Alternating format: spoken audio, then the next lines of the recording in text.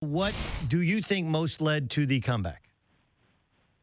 Well, I think a combination of I think the biggest factor is that the Falcons defense, which was not the look, they were not the best defense in the NFL throughout the 2016 regular season, and they did a superb job in the first half, getting pressure on Tom Brady, putting hits on Tom Brady, making Tom Brady uncomfortable. And what you saw was the Patriots offense that we see when Tom Brady is pressured is not very good, and that's not atypical of any offense where the quarterback is pressured.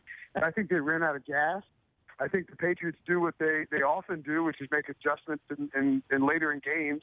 And you saw Brady step up, and I think all of the breaks, all the possible breaks that could have helped Atlanta out really didn't go their way, maybe with the exception of Julio Jones being a freak of nature. The Edelman catch, you have the stack of Matt Ryan on 3rd and 1 when they should, and I think that what happens is sometimes teams get conservative early and then aggressive late, and so this confluence of factors, married with the notion that Tom Brady is a really good quarterback late in games, conspire to take down the Falcons. I agree with all of that. I still put a ton of the blame on Kyle Shanahan, who this is his first Super Bowl, and Matt Ryan. Matt Ryan was not snapping the ball with 1 or 2 seconds left in the play clock, and he can't take that sack that he took.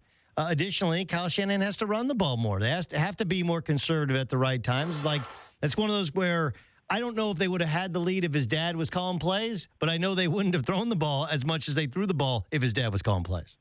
Yeah, no, that's right. I think it was, I have to go back. I was going to go back and look it up for a story later, but I am pretty sure they ran the ball like 5 times. 5 times after up 28-3. Now, look, they didn't have the ball. They didn't have the ball a ton either, right? There was 2 3-and-outs. And they only ran, I think, 35 plays the entire game. But when it was 1st and 10 from the 22, they ran on first down, run it 2 more times and then kick a field goal. It's an easy field goal, no, but it's in the dome. It's makeable. You got a good kicker.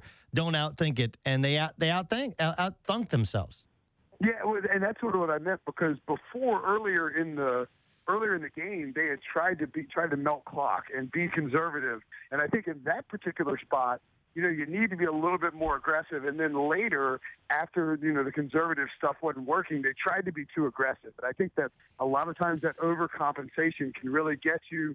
And I agree with you. I mean, look, you've got to look to run the ball and melt clock and then kick a field goal. And if you do that, it's over. I like the idea that they were willing to go for the jugular, but at the end of the day, you can't get behind that throw that late in the game, or the idea that you don't run the ball that much. When you're trying to ice a team out, you have a good running game with 2 talented running backs. What does this do for Brady's legacy?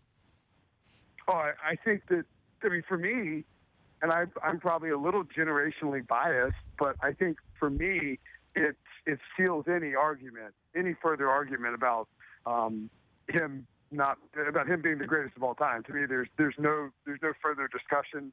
It's okay if I don't care if you want to go with Joe Montana, but I think you're insane. I think Brady's the greatest ever, probably the greatest player ever, and it just increases his legacy.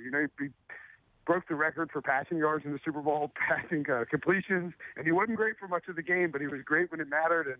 And at the end of the day, he's got 5 Super Bowl rings. Everyone say, well, the Atlanta Falcons are young. They'll be back. But you covered the Carolina Panthers for years. They're pretty young. They weren't close to being back. How hard is it when you lose the Super Bowl, and especially when you lose it this way? Yeah, it's not that easy. I mean, you look at, ask Tom Brady.